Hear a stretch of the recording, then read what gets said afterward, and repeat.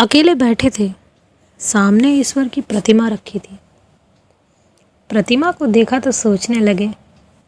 सोचने के कारण यादों में खो गए। यादों में सिर्फ तुम्हारी बातें याद आती हैं।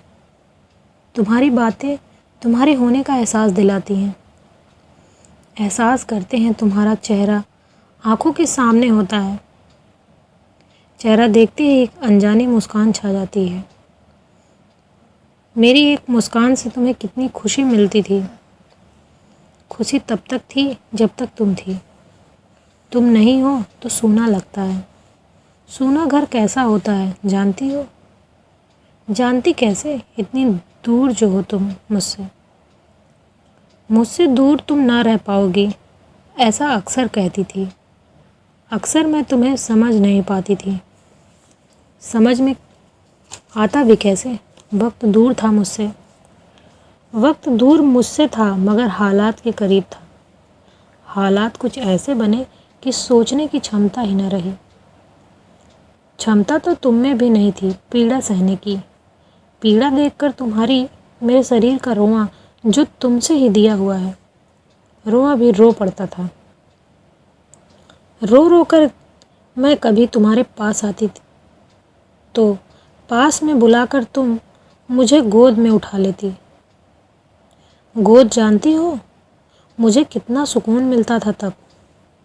तब तो मैं खुद को पहचानती भी नहीं थी। पहचानती मगर सिर्फ तुम्हारी आहट।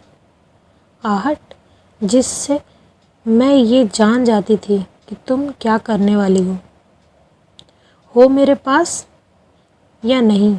मैं ये भी जानती थी। जानती थी तुम्हारे आंचल की महक। आंचल पहचानती थी तुम्हारा। तुम्हारा प्यार जानती थी मगर गुस्सा, गुस्सा तो मैंने तुम्हारे चेहरे पर कभी देखा ही नहीं। कभी मेरी याद आती है तुम्हें? है जो मेरे पास वो सिर्फ तुम्हारा ही दिया हुआ है।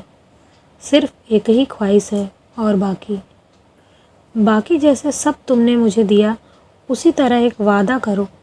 वादा करो कि अगले जन्म में भी तुम जन्म दोगी मुझे और यूं न छोड़ कर जाओगी, न मुझसे दूर रहोगी। दूर मत जाना, मुझे डर लगता है। जाना अगर तो इतना दूर कभी मत जाना, इतना कि दूरी उम्र से लंबी हो जाए।